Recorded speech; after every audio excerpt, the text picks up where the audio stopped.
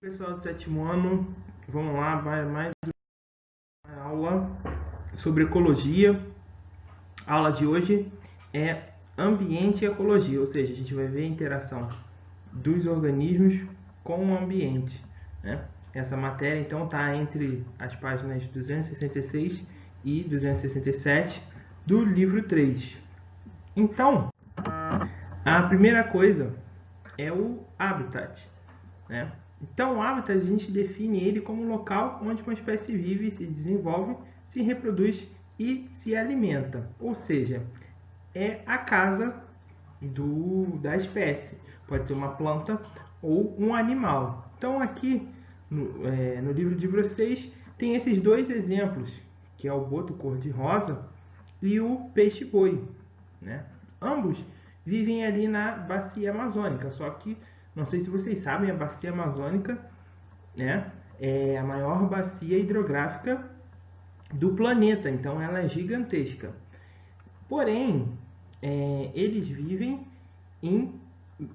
na água, nos rios amazônicos, porém em partes diferentes, né? O peixe-boi ele vive em águas mais rasas, porque ele se alimenta ali de plantas e algas que vivem ali no fundo, então em águas mais calmas e mais rasas, até mesmo porque ele nada bem devagar. Já o boto cor-de-rosa, ele habita mais ali para o meio do rio, né? Ele vai nadar em outros lugares que o peixe-boi geralmente não fica. Então, eles têm hábitos diferentes. Então, é ali nos rios amazônicos, então, que essas espécies vivem, elas se desenvolvem, né? Se reproduzem e se alimentam. Então, são animais aquáticos, né?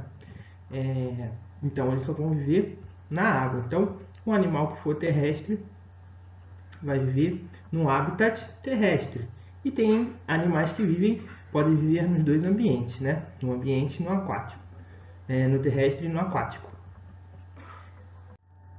Outro termo que a gente utiliza para a relação dos organismos com o ambiente que ele vive é o nicho ecológico. O que isso significa, né? Essa expressão corresponde à posição ocupada por uma espécie dentro do seu habitat, ou seja, o conjunto de recursos que uma espécie utiliza ou de que ela precisa para sobreviver.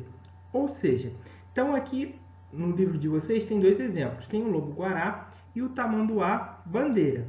Então o lobo-guará e o tamanduá-bandeira eles vivem no mesmo habitat, que é o cerrado.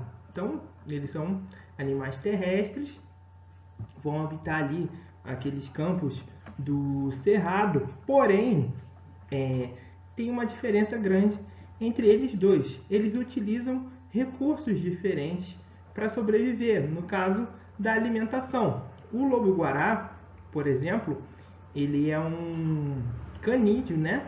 Ele é uma espécie de lobo, porém ele é onívoro, ou seja, ele se alimenta de plantas e animais. Então, por exemplo, na época da seca, o lobo-guará geralmente se alimenta bastante ali da lobeira, que é uma fruta parente ali do tomate, inclusive parece um tomate verde, né? Ele se alimenta dessas frutas e também se alimenta, por exemplo, de pequenos roedores. Já o tamanduá-bandeira, ele tem uma alimentação totalmente diferente do lobo-guará. Por quê? Ele se alimenta de formigas e cupins, tanto que ele tem esse focinho bem longo e tem uma língua gigante ali dentro. Se eu não me engano, o tamanduá-bandeira tem a maior língua dentre os mamíferos, porque ele utiliza ali para enfiar no buraco da casa da formiga ou do cupinzeiro para poder se alimentar dessas formigas e desses cupins. Ou seja, eles vivem no mesmo habitat, mas o nicho deles é diferente. Ou seja, porque eles utilizam, eles se alimentam de coisas diferentes, tá? Então, um exemplo do reino vegetal, a gente tem aqui, por exemplo, a floresta tropical, né? Então, as plantas estão ali no mesmo habitat, por exemplo, as plantas terrestres. Ou seja, elas estão ali no mesmo solo, no mesmo local. Porém, elas têm demandas diferentes de luminosidade, ou seja, que a gente não está nem vendo aqui, mas existem árvores altíssimas. Essas árvores altíssimas, elas precisam de muita luz solar, por isso que elas crescem bastante. Só que tem plantas que não precisam de tanta luz solar, elas conseguem ficar ali, serem arbustos, plantas pequenas, que ficam mais sombreadas, ou seja, eles estão no mesmo habitat, estão ali na floresta, essas plantas, porém o nicho delas é diferente, ou seja, no exemplo dos animais, a gente falou da alimentação, e no caso aqui, da luminosidade para as plantas, que elas utilizam para fazer a fotossíntese e produzir seu alimento. Então, tem umas plantas que vão ser mais altas e outras mais baixas, porque essas árvores mais altas vão precisar de mais luminosidade em comparação a outras plantas, essas plantas arbustivas, né, mais baixinhas que ficam ali perto do solo da floresta. E o ecótono.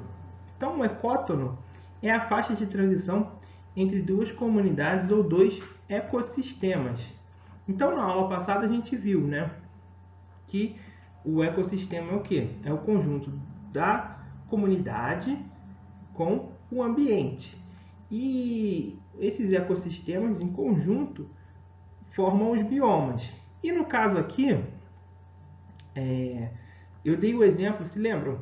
Lá de Barra de Guaratiba, que seria o bioma Mata Atlântica, com 3 ecossistemas característicos, que era a vegetação de restinga, o manguezal e a floresta.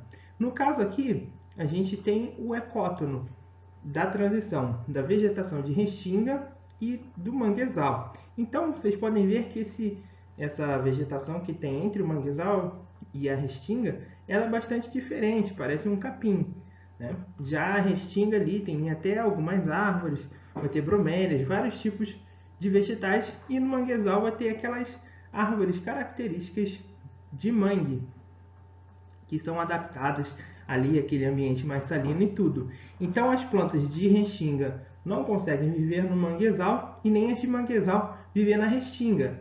Então por isso que tem essa transição entre esses dois ecossistemas. Então dentro de um bioma, ou até mesmo entre biomas, você vai encontrar um ecótono, que é a transição entre esses dois, tá?